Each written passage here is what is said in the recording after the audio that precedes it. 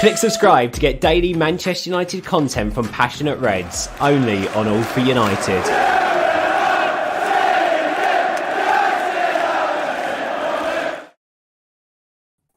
Hello and welcome back to All for United on what feels like yet another disappointing night in Europe.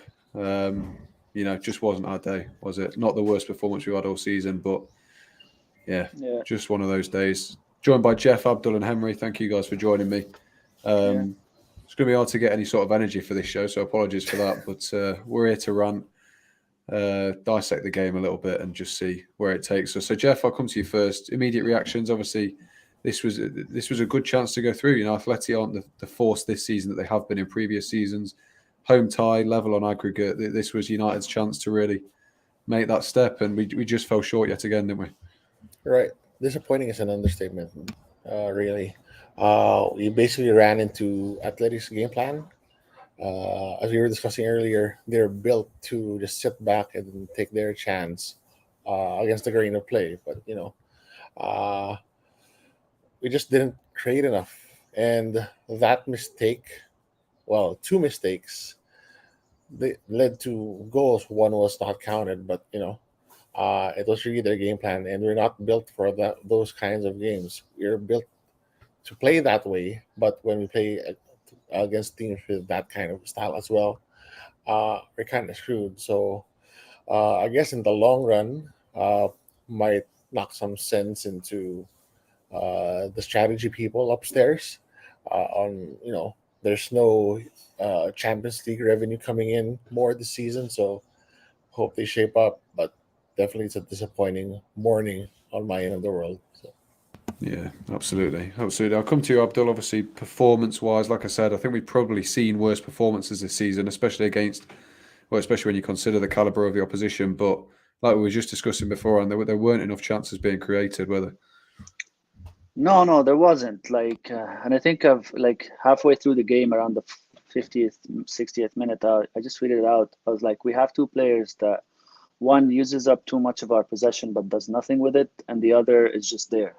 Like, he really doesn't do anything. And funny enough, the one that I complained about, that he's just there, took a set piece and actually created one of the best chances we've had with Varane's header. So it was funny, as like, it just happens with me like that.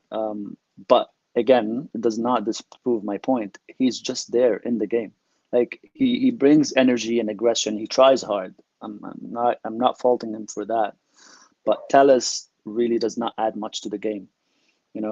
Like, there were a couple of times where there was a lot of disconnect between him and Sancho, where he does not overlap, or he underlaps when Sancho's cutting in. It's like, you're confusing him. What are you doing? And other than that, like, if you've noticed, we're a left-sided team, but we kept going to the right because progression right now is going through the lot, and because the lot is the better fallback at progression. But then what's in front of the lot is not working completely well, because Elanga wants to make the runs into the box to fill the space that Ronaldo vacates, right? And Ronaldo's dropping deep to collect the ball to his feet. So there isn't really an adequate enough connection in that triangle over there, So that it forces Dalot to resort to balls over the top all the time from deeper locations, way too deep to be attempting a ball over the top there. Now, sometimes it works and we get a good chance out of it. Sometimes it doesn't. But there is a disconnect in the dynamics of our left-hand side and the dynamics of our right-hand side and the middle. And the middle, basically, we had Scott, who saw a lot of the ball, and Atletico on purpose gave him a lot of space on the ball, but he did nothing with it except recycle it. Like, this is where one of your deep midfielder is highly tactical and good, has a good passing range on him. He'll find players over the last line. He'll give you a cutting pass through the entire defense, but we don't have that player, unfortunately. And I'm not blaming Scott. Like, he does not have that technical ability, but he was pretty much using a lot of the ball, but not doing anything with it. And that's the reason why we did not create much. Fair enough. Henry, I'll come to you. Obviously, you're very opinionated at the best of times, so I'm looking forward to what you have to offer. I'll sort of offer this up as a question. I think it's an interesting point by Jarvis, saying we had absolutely no plan B. Ranić met his match and got served. Do you think this was on the management? Do you think we came into this ill-prepared? Well, I think blame it on management tonight is a little bit of a mistake, if I'm honest. Just purely based on the fact that their goal came from a mistake. You don't coach players to make mistakes. You coach them to play the ideal game, one of the best games they can. The ball didn't go into the box when there were chances to put it in the box, which was frustrating. And then you got Ronaldo dropping deeper and stuff. These things are not coached. Ronaldo is not coached to drop deeper. He's not coached to drop into central midfield and pick the ball up and drive. He's coached to be within the 18-yard box and be poaching. So as for, the players getting the balls in the box as well, they're coached to put it in the box, put it in areas where you can cause defenders problems.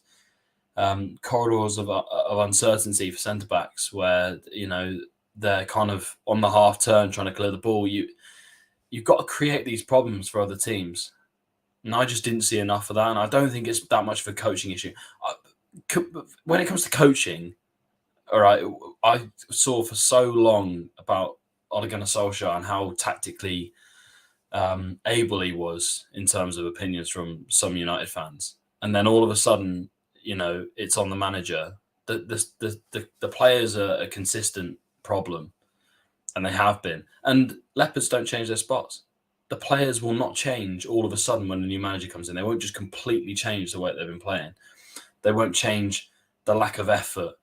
I know I've mentioned about Scott McTominay, one of the most one-dimensional players you're going to get in a team in terms of how he plays. He receives the ball, he plays it sideways. There are a couple of times when there was a through ball on, but there's probably a 25% chance that through ball doesn't make it. But he never takes the risk. He'd rather just hold off and play it sideways again. All the players took the easy option on the pitch, and you won't beat sides like Atletico playing, the easy way. There was no risk takers. The crowd were getting frustrated. The ref didn't help. I mean, that's one way to put it. The referee was that's up there one of the worst performances I've ever seen from a referee ever. Just in the sheer amount that they got away with in terms of not booking people for scissor tackles and stuff like that. It's disgraceful. That didn't help. But then again, the players didn't help themselves. Didn't put the performance in on the pitch. Again, going through the motions. Yet again, going through the motions. You think at half time, you 1-0 down, you want urgency. And there was, again, players going through the motions for 40 minutes. I've just become a bit disillusioned with United as a club. And that comment, I'm sorry, if your idea of a player playing well is, receiving the ball and then turning back and playing it sideways or backwards, or maybe a couple of balls, maybe a couple through the lines. But there was a reason he got hooked for Matic. And that's because Matic is so much better in terms of vision when it comes to, attacking play and sustaining attacks. So, if fans want to keep Scott McTominay for the rest of time, then be my guest. But you won't win anything with him in midfield. You just won't. Simple as that. Bit of damning statement there. Not surprising from you, Henry, at all. But yeah, fair enough. Get your comments in if you agree with Henry on his comments on Scott McTominay. Obviously, David doesn't. But Jeff, we'll go back to a point that Henry made there. Obviously, it's not an excuse to make at all. The performance should have been better. But do you think the ref had much of an impact on this result? Because obviously there was a few that were not great at all. Obviously, it did go a little bit both ways, but it probably wasn't the best refereeing performance we've ever seen. So how much of an impact do you think that actually played? Well, it's a pretty big one. Led to a goal. That non-call on review on, I'm not talking about Lange, about Fred. That have been that call would have, if that call would have stood, maybe it's 0-0 till halftime, and maybe we're watching extra time now, or even got penalties. And it didn't help that right after the goal, that's when he decides to give a yellow card. Complete utter bull. It's really just, it doesn't help the players. As Henry said, the players didn't help themselves. They didn't play on and try to get over that the referee's stupidity. Maybe it's not part of their training anymore. Maybe they should put that back in. Then again, we can only do so much if we have the same set of players with the same set of tendencies and preferences, and whoever's going to be in charge next season, uh, expect the same if there's no big overhaul, or maybe we don't bring up more academy kids through the line. But yeah, it's pretty big. If the ref called that foul on Fred, then maybe we're still watching the game right now. I think I'd be going through heart palpitations if the game was still on right now. But yeah, it's an interesting thought. I'll come to you, Abdul, because we're getting a few questions in the comments about Marcus Rashford. Obviously, he didn't play the full game, but it's another game where he struggled. Obviously, you've said you prefer to see him out on the right because he's forced to do more helpful things for the team. But did we see today that when he's out on the right, he looks a little bit uncomfortable? He struggles to get himself into the game, doesn't he? Yeah, he's been struggling a lot, and it's mainly with his decision making. Like, even when putting him out on the right, remember I said that it simplifies his game because he has less decisions to make. So it's kind of like you're confining him into a role where there's only A and B. You can't get it right, Like, I mean, you can't there's only two choices. You can't be wrong all the time. So I think it plays a lot on his confidence level, I guess.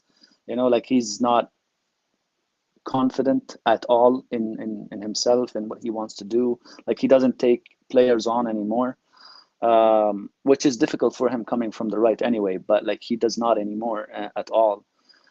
So I'm not sure what's up with him. Like, putting him on the right makes his life easier, but even then he's not really performing at all, which is really sad to see for a player like Marcus, because he is a good player. He's just not performing. He hasn't been performing at all this season. I think is the expectation on Marcus was big because he got hyped up to a level he wasn't ready for. Like, people put Marcus Rashford at the level of elite players when he wasn't ready to be that. He was just a very good player who exploits space very well in behind, and that's how he gets most of his goals. He can beat a defender 1v1 and then, has a good shot on him, but that's all it is. But his understanding of space when it's a low block is very bad, and that's one of the tactics, if you want to call it, that he comes up against all the time, and yeah, and that's why, like, I remember I told you that before. I think that's one of the reasons why Marcus was labeled a big game player, because there's a lot more space to attack in behind in the big games than in against smaller teams where they don't give him a lot of space to attack. But yeah, I don't know how he gets himself out of this rut that he's in and build his confidence up. I'm really not sure. I think it's more like personal, psychological than it's actually ability wise. So even the things he's good at, he's not doing. Yeah. Yeah, it's definitely worrying, especially when you see the heights he's hit before. But Henry, I'll come to you. I'll ask you a question on another winger, the player that he replaced. But feel free afterwards to talk about Rashford, because I know you've not been a fan of him for a while now. But Elanga today, I don't think he was that bad. I think obviously he had that good chance. I think you can't expect too much from a player who's only just coming in like he is. But what did you make of his performance? And then obviously, feel free to comment on Rashford as well.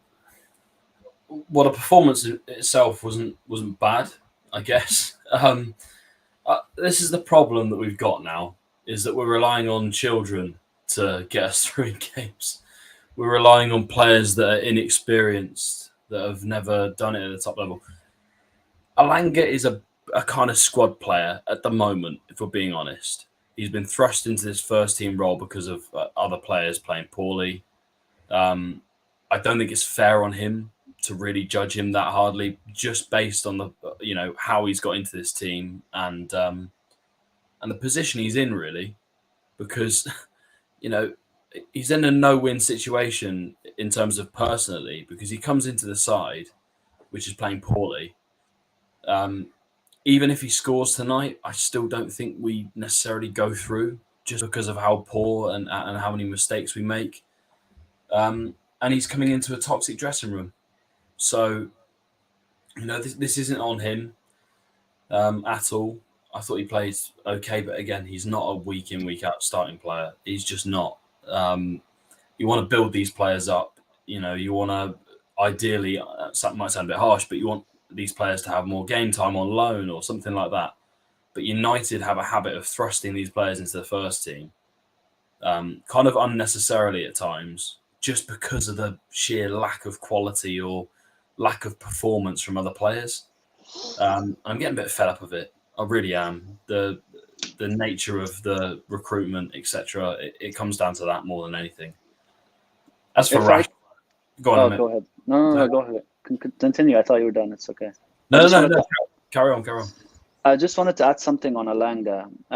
I think we're putting too much on his shoulder, and I'm not saying in terms of pressure, and in terms of the role he has to play in the team, and that is filling the spaces that Ronaldo vacates when he drops deep, right? So there's a lot of positive things that comes from playing Alanga with Ronaldo, because Ronaldo has the habit of dropping deep a lot. Alanga, he has a number 9 tendencies. He makes and runs and occupies the center backs when Ronaldo drops. But the problem is, we're also asking him at the same time to maintain width for Dalot, and he can't do both jobs. Like, he is not tactically aware yet, or actually physically able to fill in these two positions at the same time. And I saw him struggle with that today, is that he needs to keep width for Dalot so that he can combine with him. But at the same time, when Ronaldo drops to take the ball to his feet, he needs to fill in the gap that Ronaldo leaves. And I think it's an instruction, because he does it every time, and then he vacates the width that he's supposed to keep earlier than Dalot coming in. So it's too much on the boy. Like, I think he still hasn't developed yet to carry out these two roles perfectly. Obviously, it's an issue stemming from Ronaldo's habit dropping deep, but these are the profiles that we have, and these are the profiles that we have to deal with, unfortunately. That's you're spot on in the sense that there's so much on his shoulders. Players don't learn the ins and outs of the game in 6 months of first team football. It just doesn't happen, because there's so much more when it comes to nous and being able to play the game. This might sound a bit weird, but like a man, essentially. Play the game, we're not just running, and it's not just scoring. It's so many different components that you get taught throughout your career. Rashford is I know you mentioned him, James. There's a huge problem here. There's a massive problem. It's bigger than a lot of people think. And I always lean towards, I try to treat every player as equally as I can. Especially when it comes to the kind of difference in how English and international players are treated. And it's, if this was another player, if this was Paul Pogba, or if this was Victor Lindelof, or if this was whoever. The best Martial. comparison is, if this was Martial, Martial got farmed out on loan, because he wasn't good enough. A player that was one of the best finishers at the club wasn't good enough for this team. This team that can't get themselves into scoring positions. The movement's terrible. Martial was one of the best off the ball movers I've ever seen in terms of, especially with this group of players, just because his hold up play went unnoticed, and he could do things in terms of when he was on it, and his pressing. Yeah, his pressing, his running stats were pretty good, but the comparison between the two, all I'm seeing, and this is not necessarily a dig at people, but all I'm seeing is, and I get there might be a component of it, is there are mental health issues, and that he's really struggling personally, and it's just confidence. But when it was Anthony Martial, shocking player, doesn't care about the club, mercenary, just there for a paycheck. So there's a huge problem in the sense that the United fans will give him the benefit of the doubt, a lot of them, and I don't think we should. I think that the performances have been terrible, if I'm honest, and the lack of effort, the lack of pressing. I saw there when he was trying to, I think it was a 92nd minute or something, and he's trying to knock it past someone. Instead of knocking it past him, knocks it at him and tries to run. There's a huge cultural issue at this club when it comes to players, and they believe that they can get away with things like this. That performance when he came on, as soon as he came on, I'm sat here with my friends, and as soon as he came on, I said, brilliant, game done. Unless we can get a performance out of Ronaldo or something, game over. Because he won't do anything. He came on the pitch and he does his little half sprints to try and get the ball back. You know, he loses the ball 2 or 3 times in the first couple of minutes, and you're thinking, as soon as that happens, you're thinking, well, what was the point of bringing him on? Same with Cavani as well, by the way. I'm tired of him. He buggers off to Uruguay every 5 minutes. He's injured all the time. Can't be bothered. He's on about 200k a week. He can't be bothered either. First touch like Lukaku, all over the place. Honestly, an absolute mess today. So the players that are fan favourites, they get away with it. Rashford should be sold in the summer. Not necessarily for the club's sake or whatever, partly for his own sake, because he looks demoralised and he looks like he's half-arsing it. He should either be sold or he should really consider his career, because he looks like he's not invested in the game anymore. You can't be playing games like this at the top level at 80%, at 70%, and expect to get away with it, because the drop in performance in 2 years, in a year and a half, is so noticeable. It's obvious. Just when you watch him next, just focus on him for 2 minutes and you'll know what I mean. It really doesn't take that much. The off the ball runs, half-arsed, they're kind of little shuffles. The pressing, again, he half presses to make it look like he's going to go there, and then he stops, and then he points at someone else to do it for him. I'm tired of players like this getting away with it. And McTominay's another one, but because he tries hard, get away with it. Players that play for Manchester United should be 2 things: talented, and they should want to work. They should want to work for the shirt. None of these players get in Liverpool or City side. None of them. And it's 50% because they can't be bothered. They can't be bothered. They're there for a paycheck. And that applies to all English players as well. A lot of the homegrown ones. Alanga was the only one like fully trying today. Some of the other ones, they just can't be bothered. And we're looking at this team thinking, isn't this the most expensive squad assembled in Premier League history or something? We spent maybe not as much as Man City as of last summer because of Grealish, etc. But we've spent over £1 billion on this squad. And we've got that to show for it. Really? That is £1 billion. This club needs a full reset from top to bottom. Owners included, players included, staff included. What's Darren Fletcher doing on the touchline? I know he got booked, but what's he doing on the touchline? Isn't he this technical director role? Technical director. What's he doing on the bench? What's he doing on the bench? What's a technical director doing on the bench? Are they mental? The club's it's wrecked, it's rancid, and it filters down to the players, and it's so noticeable on the pitch. So yeah, it's a joke. It took us 25 minutes, but there's your famous rant. I'm glad, well worth the wait. So I appreciate that. But Jeff, I'll come to you about another sort of disappointing side of today's. Obviously, Captain Harry Maguire got subbed off, and he was actually cheered off by United fans. I'm not sure if you heard that or not, but you know, Heard it. I really don't think he was that bad today. I don't think, you know, he had a part to play in the goal they scored. Obviously, he got dragged over a little bit too easily, but I think he had a contextually good game today. Do you what's the whole situation around Maguire? Do you think he deserves to be booed? Do you think he has a future as United captain? Do you think he even has a future at United after this? I think he tries too hard at the expense of the whole back line. I was talking to on Twitter with Temi and Fred. I said maybe he has this messianic complex wherein he just goes for the ball on the first phase, and then with the speed he won't make it up for it if he doesn't make it. So with those gambling tackles that he does early on in the build up, he leaves Varane or whoever his partner is and the fullbacks exposed, and that's why on that in the goal that counted, Dalot was pretty much covering a whole third or maybe almost half of the penalty box.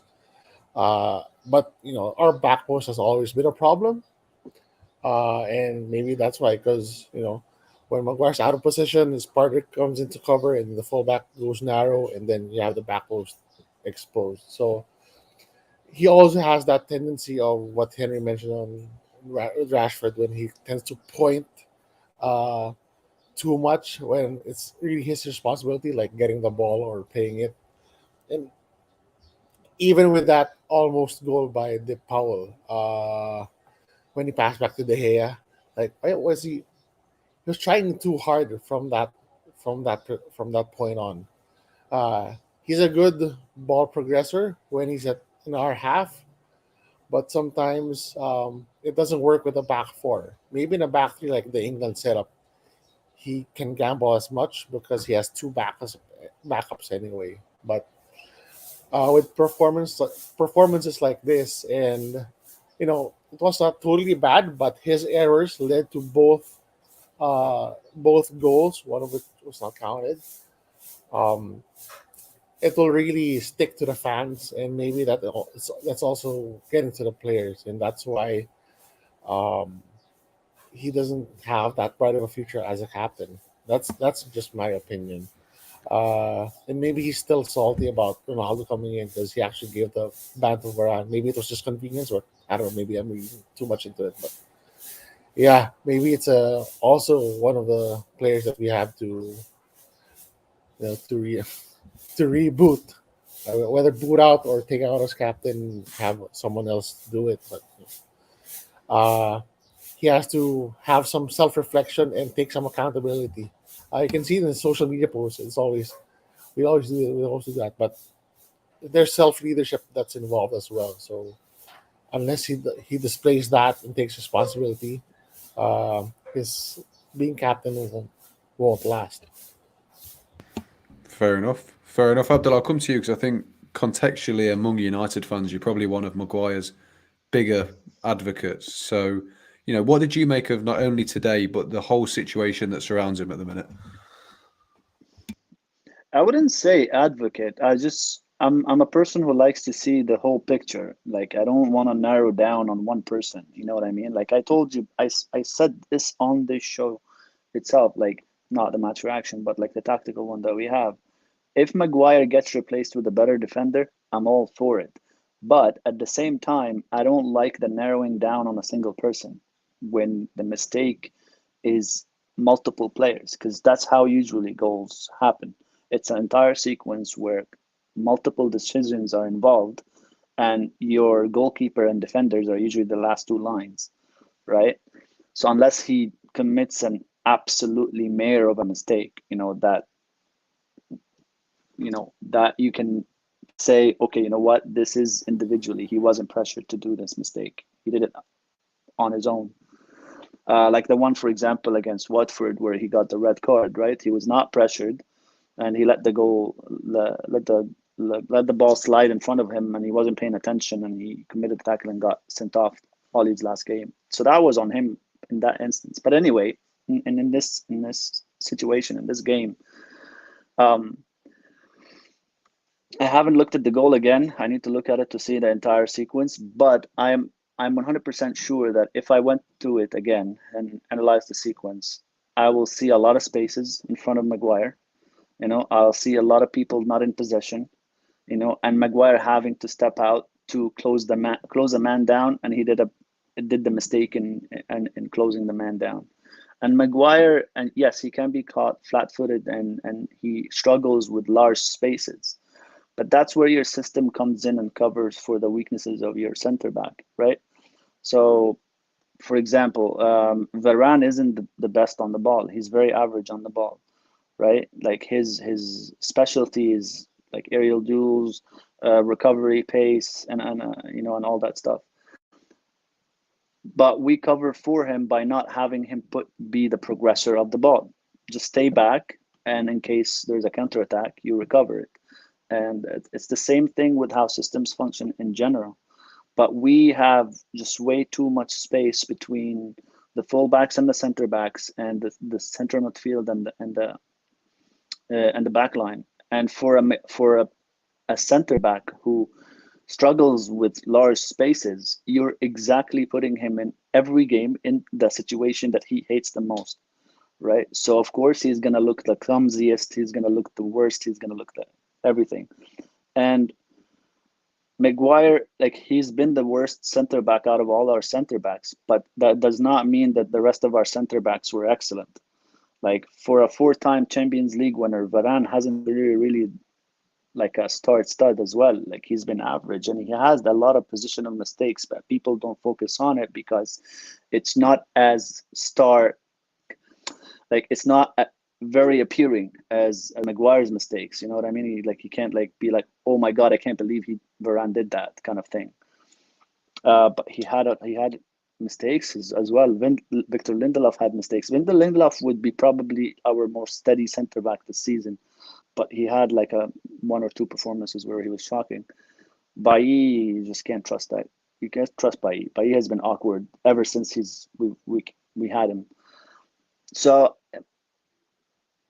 Maguire was okay today. Yes, he did have a couple of mistakes, but then again, I blame the entire system that we have on why Maguire makes these individual mistakes, and that's why I said earlier, like 2 days ago, I was like, if we fix our issues in the system, and Maguire still does the mistakes that he does, then yeah, sure, replace him. I'm not going to defend him, but unfortunately, when the system is your biggest issue, you can't just be like, oh, remove that guy and we will be better. We haven't been better when Lindelof and Varane played together. I know it's a very small sample, and I don't usually take small samples, but it's what we got. Varane and Lindelof, when they played together, they played 4 games. And the rate that we conceded big chances when these two played together is much higher than any combination that Maguire played in. It's just that they don't have like a glaring, very obvious mistake or a clumsy moment of clumsiness that people were like, how can this guy be a center back? You know what I mean? That's the only difference. But in terms of attacks, we had actually a higher rate of attacks conceded when Varane and Lindelof played than when Maguire or any other center back played. But I mean, people don't want to hear this, right? The agenda is on Maguire at the moment, so I'm just defending him, apparently. I guess it's really more on the gambling side of his defending that Yeah, I'm picking on. Like, yeah, of course I can't blame him if he's out of position because he has to cover. Like very much like when our fullbacks need to cover the center when he goes out of position, because we don't have that central defensive midfield that we have been longing for years and years, right? Then again, the gambling part and in the first phase of the attack, that's what gets me really, because yeah. that's where it basically starts. You Yeah, I know, think I think I'm with yeah, you on that point. Like when Maguire steps out, I think that he often, like not often, but like he sometimes get the timing wrong. And that's why when you step out to close someone down or be stuck to them so that they can't receive the ball properly, like he did with Harry Kane, for example, you need to time it right so that you can win that ball. Like he got it wrong with when we played Burnley. He got it. I think he got it wrong today, 1 or 2 times. And then, but against Harry Kane, I guess maybe because he understands Harry Kane the most, he completely shut him down. But it's about the timing when you step out, and he needs to step out when there's a space. It's not a mistake. That decision of coming out of the line is not a mistake. The Yeah, mistake is the coming out of the line is not a mistake. It's really more on the he tends to mistiming it. slide tackle. Yeah. He tends to do That's the sliding problem. tackles. Yeah. That's the problem with it. But again, like when you put players in a system that's not covering for them, they will do individual mistakes, all of them. Whether it's a glaring mistake or not a glaring mistake, most of them are doing mistakes. Yeah. That's all it Yeah. is. Yeah, it's an interesting one to look at, isn't it? But obviously, if you can sort of look away from social media, there's glaring errors that lead up to Maguire's performances. But Henry, I know you're not a fan anyway, so I'll ask you more of an opinion-based thing. Obviously, going back to the fact that the club captain was booed off. Well, not booed off the pitch. His exit from the field was cheered by fans. Where does Harry Maguire go from here? A player who we know has struggled with confidence issues in the past. Obviously, he had the red card for England, and he struggled after that, and he's had difficult times at United as well. So it just seems to be he seems to be constantly getting knocked down. Do you think there's a long-term future for him in that sense? No, not at the club. Not at the club. Not at United. I don't think. Everyone's right when they're talking about mistakes. By the way, I get the glaring errors point. The problem is United don't pick players for a system. They don't pick players for a manager. They pick players for a club. So Harry Maguire playing a high line is a recipe for disaster in the first place. Because as soon as you've got him on the half turn, like we saw a couple of times today. Actually, Henry, that the high line thing isn't an issue. You can have slow center backs play a high line. You can cover them by having a recovery defender and having a sweeper keeper. We have neither. Yeah. Well, I mean, we have Varane, but he's not really been with us most of the. You need a sweeper keeper. You need a defensive midfielder that can drop into more of a centre back role when the centre backs pull out wide, and you need fullbacks that are more than capable of defending.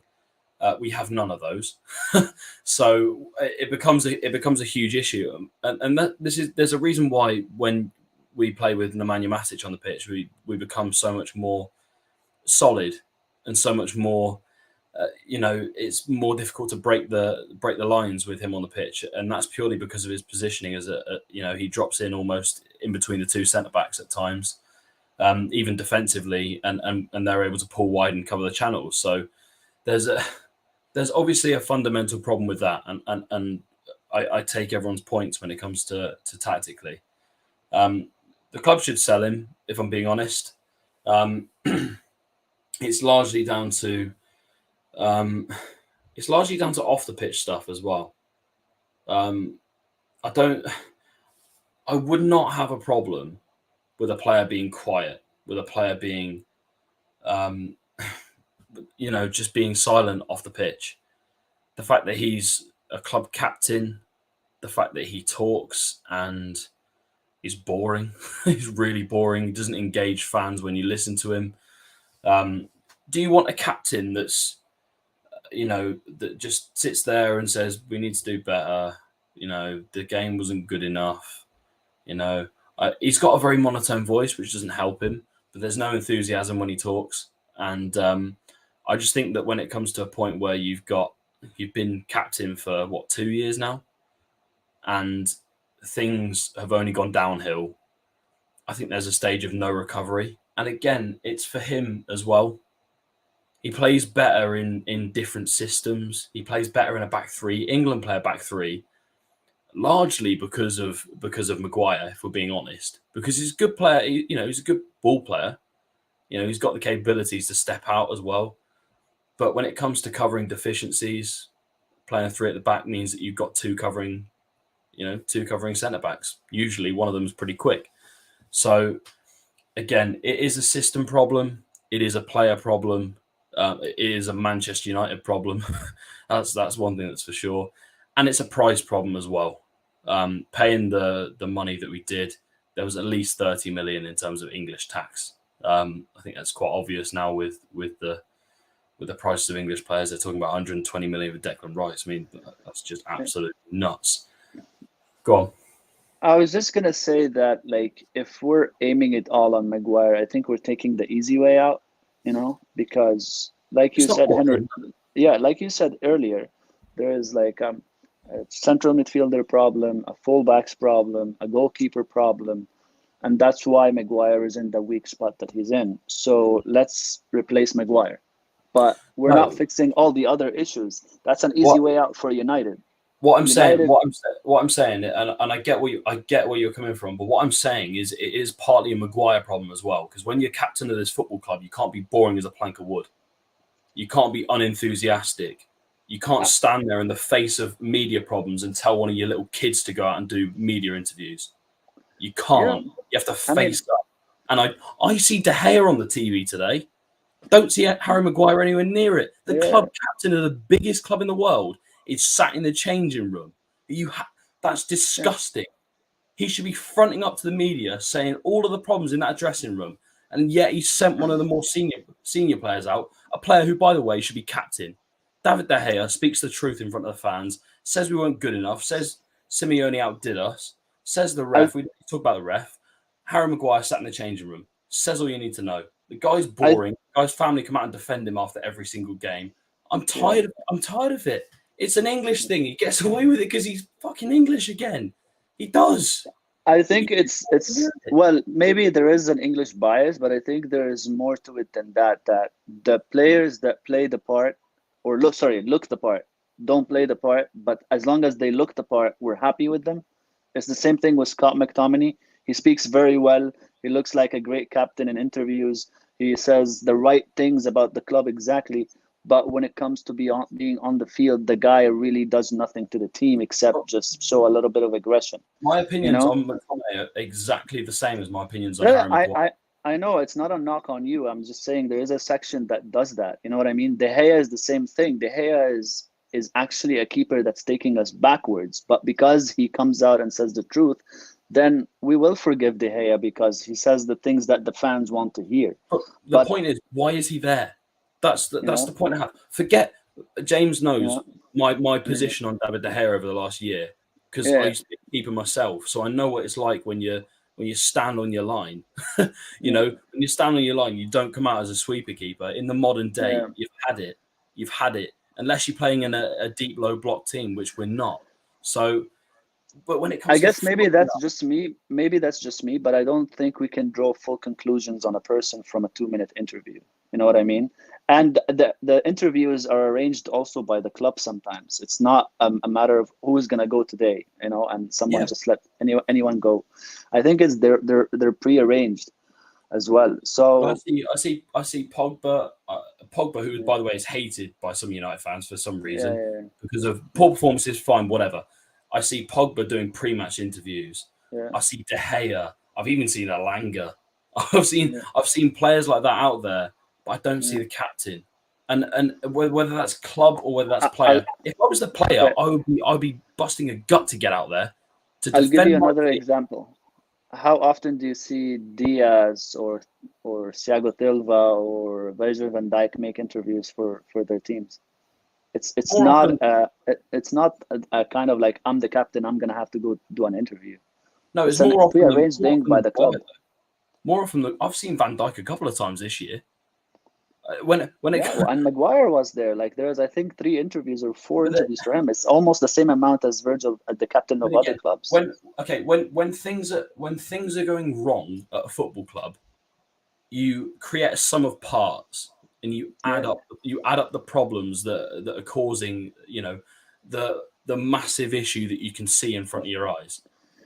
With I get your, Liverpool, by the way, I get your point, by the way. yeah, I know that you're frustrated and you want the club captain to stand up for the club. I know that. I I want him to completely stand up get, for the fans. I want him to yeah, stand. and stand I up want him for to the stand fans. up and I face up get and that.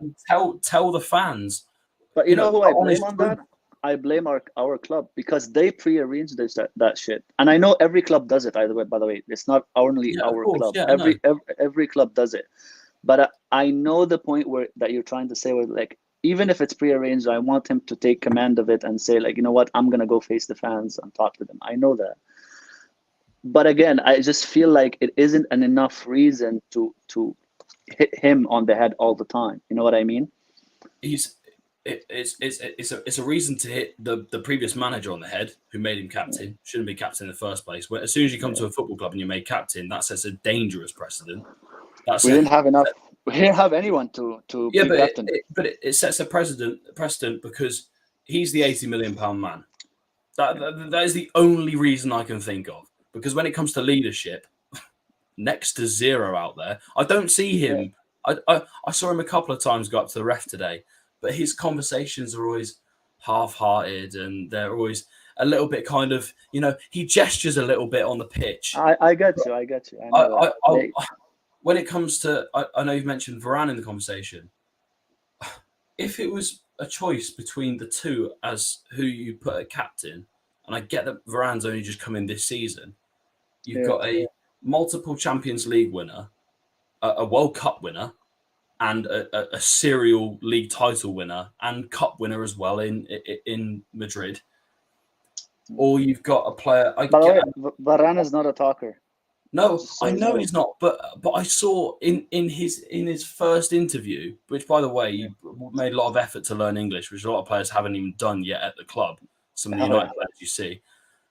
I saw more enthusiasm in that than I saw in that 40-50 minute overlap thing with Gary Neville. I saw more enthusiasm, and again, it's a stain on the club. It's a frustration with the players. Yeah, it's mainly on the club. If you go back to it, it's mainly on the club. It's not. Not his fault. It's not Harry Maguire's fault. You know how sad it is that you're forced to have, like you exactly said, an £80 million player come in, and there is no other leader in that dressing room except him, so you give it to him. That's how sad the state. Your club put you in that state. That's what I'm trying to say, and that's how sad it is, because all the mistakes that the club has been making for the past 6-7 years had led us down that road. Led us down to the idea where we have to strip the team down in Ollie's first season, the summer that we sold Lukaku and all these players. We had to strip that team down to bare bones where, okay, look around you. Who are here the leaders? You have a young Rashford. Anthony Martial is not a leader. You have Daniel James. You have Scott McTominay, who's still 21 at the time. And you have Fred, not a leader. De Gea can't command his box, let alone command the team. So it's like, who are the leaders? So you give it to, because maybe, I don't know, and I hate going on assumption, but maybe Maguire did show leadership qualities inside the dressing room. We don't know that. We're basing it off seconds, right? So that's why Solskjaer gave it to him, because he was the only option out there. Obviously, Fernandes came a season later, and Fernandes does show the leadership thing, the things the fans want to see. Basically, I'm not even going to call it leadership because it really isn't, but the things that the fans want to see, and that's why the fans were like, "Oh, Bruno should be our captain because he's on fire, he's scoring goals, he's scoring assists, and he's shouting at people." But shouting isn't leadership, like being frustrated on the pitch isn't leadership. Leadership are very small things that you do with certain players at the right time. That's leadership. And then again, like, why not have multiple leaders? No, why is it that the captain is the leader? Like, that's there's fine. like but if Harry Maguire is the leader, is the leader and captain of Manchester United, that's supposedly the biggest club in the world, then why is Harry Kane the captain of England? Or why is Jordan Henderson the captain of England over Harry Maguire? That's what screams out to me that he's, he might be in that group. That's fine. I think they were in the England team before him, no? What, Harry Kane and Jordan Henderson? Yeah, they were in the England team before him. If he comes into Manchester United and is one of the biggest leaders, one of the best in terms of how he manages to get the players going, then why isn't he, when those two, when Kane and Henderson aren't playing, why is he not captain of England? He's not. He's been no, because there is this thing, the thing of like, it's a hierarchy, the older that they have been in the national squad. But not only that, Jordan Henderson is a leader. Harry Kane is a leader. Been thrust into a position. I get that he's been thrust into a position where I get that he can't win as a person. That's fine, but I'm sure I judge a player on leadership partly. I'm not going to lie. When you've got imposing figures like Cristiano Ronaldo, Varane, Fernandes, De Gea, when you've got all these players being led by Harry Maguire, that sends a bit of a shiver through my body, in the sense that are all these players really not capable of leading Harry Maguire, or is he the best leader we've got? I really highly doubt it. I think you're confusing performances with leadership. No, I'm confusing. I'm not confusing anything with anything. Performances have been poor from Maguire. They really have. Why do you think Cristiano Ronaldo is a leader? Why do I think is it because of what he won? No, it's not. It's because of interviews you see with other players, with other former players, with the imposing nature he has when he comes into the dressing room. It's like you're seeing a superstar. Ronaldo is an egocentric, narcissistic player that only thinks of himself. That's why he is who he is. That's the most narrow-minded pile of crap I've ever heard in my life. No, actually, really it's not. Every interview Cristiano Ronaldo does, I'm the best. And we should do this. Blah blah blah blah blah blah. And it helps him. I'm actually commending him on it because it helped him, made him who he is. Right. That's why Cristiano Ronaldo feeds off of it. It's his ego. He is the biggest player. He is blah blah blah. But then again, if we're judging players based on what they do on the pitch, Ronaldo shouldn't be a leader because he fuck this one, I don't know what, and he keeps screaming at himself and at everybody when things don't go his way. Do you want that to be a leader? That's called standards. That's not standard. That is that's standard. Just attitude. That's just attitude. So you'd rather have a deadly silent fucker who makes a mistake every game than Cristiano Ronaldo who scores game-winning goals. Not a deadly silent person, a level-headed person. Aggression and fucking things off because you don't like how it went for you isn't leadership. And then there's silence. Okay, and I'm speaking it from experience, by the way. I'm not speaking it from someone who's just sit at home and analyze games.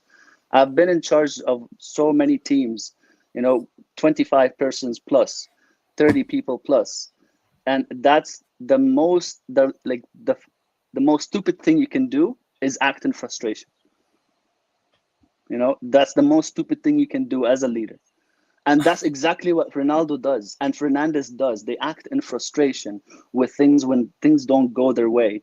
Like, and stuff like that. And they start arguing with the ref and they start making reckless tackles and reckless things. That's not leadership. That has never been leadership. I see Karim Benzema a week ago when the ref's making a mistake in a PSG game. I see him crowding the ref. Yeah, I think that's he's a shocking captain, then, is he? It doesn't seem like Maguire's fighting for your team. Talking with the ref. Jeff.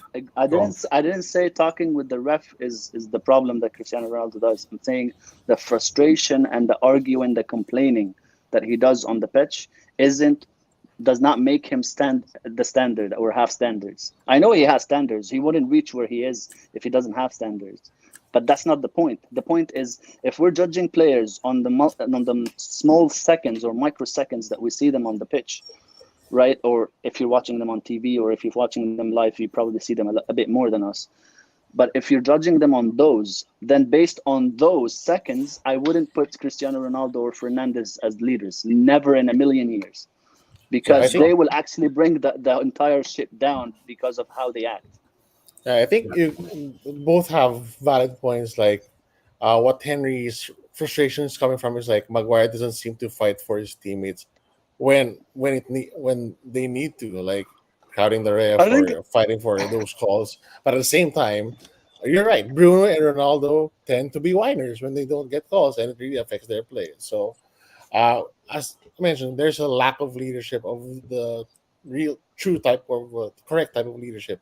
And I think closest one, as mentioned before, was De Gea. But when he spoke the truth like a couple of years ago, he got hooked, and nobody wanted that. So that's the type of leader that we need. And Ralph's talking the same way as De Gea did back then. So I guess we're on the right track in terms of getting real.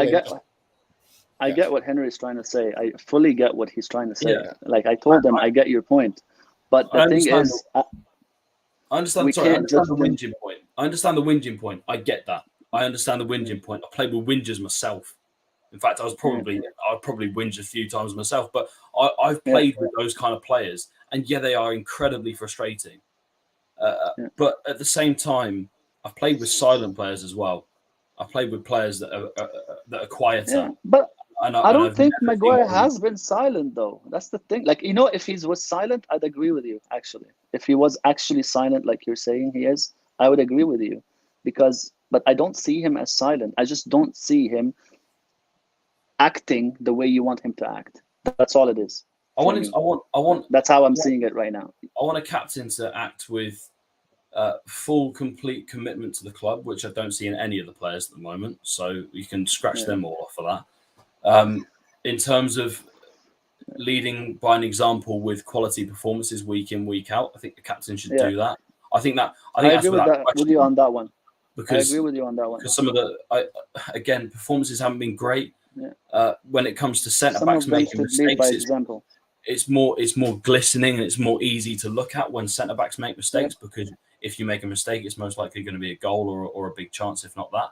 So again, I want to see that there are certain characteristics that you want to see in a Manchester United captain, or in a captain for any big club, for God's sake, in a captain for Real Madrid, in a captain for City, for Chelsea, for Ajax. You want to see these kind of, these imposing figures that are withholding standards in training. And judging by all of the problems that I'm seeing coming out of Manchester United, they are briefs and some of them will be wrong. But judging by all of the whinging that I'm seeing coming out of the club, some of the briefs will be correct because some of them are from reliable sources. But if I'm seeing that and I'm looking and I'm thinking that, okay, there's a leadership group in there and they're not withholding standards, change it. If something's not working like that, switch it completely. You want to hear something funny? Despite all that we've said, I actually agree with you in the sense that Maguire shouldn't be the captain. But the thing is, what I was explaining to you is that the situation that he got put in, the things that we're judging him on are not really the right things to judge on whether he's a captain or not a captain. Yes, you do want a captain that is a bit intimidating. Yes, like people would give him respect just by his presence, and like a more imposing figure, like you said. But that again, we are where we are because of the situation we got put in. He got put into that situation. That's why he got selected captain. That's why now this is your captain, and you have to deal with it. But the thing is, the micro analysis that we're doing based off small clips of seconds, and this is, that's why he's not a captain. That's why he's not there are different types of captains, different types of leaders. Some people are quiet, some people are level-headed, some people are the ones that shout. Yes, there are captains who are like that. Benzema is probably the type. Sergio Ramos is the type. These are the people that go and are very imposing figures. But that's your captain right now. And until you change him, that's what you have to deal with. I'm just saying is that we shouldn't judge him based on these little judge him. Take the captaincy off him and judge him on performances. Scrap everything else. Take the captaincy off him and judge him on performances. Let the performances do the talking. If the performances aren't up to scratch individually, if the performances aren't up to scratch, and he's not doing well enough, get him out of the team. It's as simple as that. It shouldn't be a quick fix. As for the summer, I know people are saying youth. Get in a couple of over 30s, a couple of 30-year-old experienced players. Get a couple of them in. Sort these lot out. Honestly, the standards in this dressing room are through the floor. They really are. Get a manager who knows how to handle big egos. Get a couple of experienced players that are going to come in and are going to tell the squad what's what. Because I think that when it comes to, it doesn't have to be over 30s necessarily either. Just attitude, the right attitude to work hard. Yeah. Because you can find the right players, but they have to fit together, and that's the problem. We haven't been buying players that fit together. That's the most important part. Fit together. Buy players for a philosophy, not for a manager, not for a specific year. Buy players for a philosophy, for a way that you want the club to play. So, and in fairness, I've just seen a comment pop up about the Greece thing. I think that was I think maybe that was a trigger to do something like that, to take the captaincy off him, because obviously it's going to weigh heavy on your shoulders when you've had an incident like that happen. I would have personally, I wouldn't have publicly shamed or anything like that. When it comes to pressure, you're in the spotlight when it comes to legalities and problems like that. And he's obviously had a traumatic time. at that point, the club should step in and say, okay, it's time for you to be taken out of the spotlight. Get a few weeks off, come back, and then play your game. But the fact that he's been made captain, to me, screams about the culture at the club and the spiral that the club are on. And the spiral will not stop just by bringing in Ralph Rangnick. You've got to bring in 2 or 3 really experienced football operators, a good manager. The club have got to change their attitude as well to consistent spending, not just spending, Right spending. when we don't get Champions Right League. spending. Correct spending for Yeah. and We one thing they have should been be spending, into- but we have been spending bad, like Yeah. really bad. but they should be digging into. They should be getting players, ex-managers, ex-youth coaches. If you're getting all these people on the phone before they sign a player, going, is this guy good in the dressing room? Because if he's not, I don't want him. It's a simple. He could be the most talented player on the planet. If he's a miserable bastard in the changing room, I don't want him anywhere near the side. That's what it should be. It should be upholding the standards of this football club. Because I'm jealous of Arsenal. How have I got to the point where I'm jealous of Arsenal? I'm looking at their club and I'm thinking, they've got some players there who actually want to play for the club. They actually want to play for the fans. They've got a manager there who's enthusiastic about the game, who realizes that it might be a long project, but he's got the fans back on board. And I'm looking at them and thinking, a couple more players, and they've got a really good side. So we're aiming for Arsenal at the moment, for being honest. Arsenal will be a pretty nice position to be in for this squad. I said it like the last show. I said Arsenal did a lot better than us in terms of getting rid a lot of the players faster and buying on the cheap and filling the squad with completely new players and a completely new mindset. We didn't. Just look at Aubameyang, prime example. Toxic in the dressing room, gone. Simple as that. Socrates, all of them are gone within 2-3 windows. But with us, we're still haggling with Lingard. We're still haggling with I don't know who. We can't let Pereira go off. Pereira go. Pereira's still a player at United, and we haven't been letting them go. Solskjaer tried to let go of a lot of these players. Like his first season, 1920, we were down to the bones, but there was still a lot more to get rid of, which was funny because a lot of them went on loan. They didn't get sold completely. With us, we're very bad at letting players go. And it's not sentiment. It's not sentiment. The players are seen, and I've said this so many times. The players are seen as commercial assets of the club. They are seen as bank checks. They are seen as dollar signs. They're not seen as players. They're seen with value. They're seen. This guy has a market value of X. And if that's you don't sell why it for this money, we're losing it. Yeah, that's why the lovable squad that you had in 1920 turned sour, because you're still keeping players that are not getting a sniff in the team because they are looked at as players that we want to let go of, but we didn't let go of them because of something in the summer, and they know they're wanted here, and they're still staying.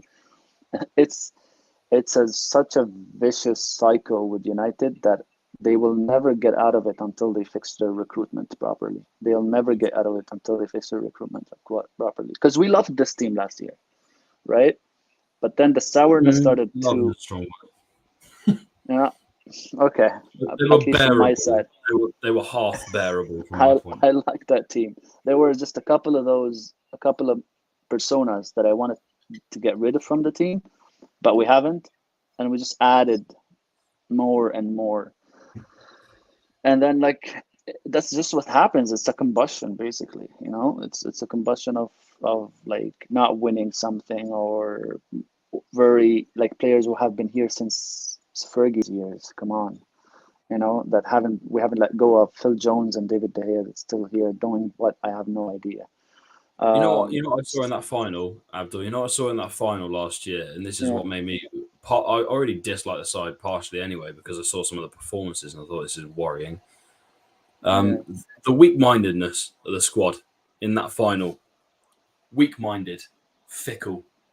things didn't go their way, and the team started falling apart as a tactical unit.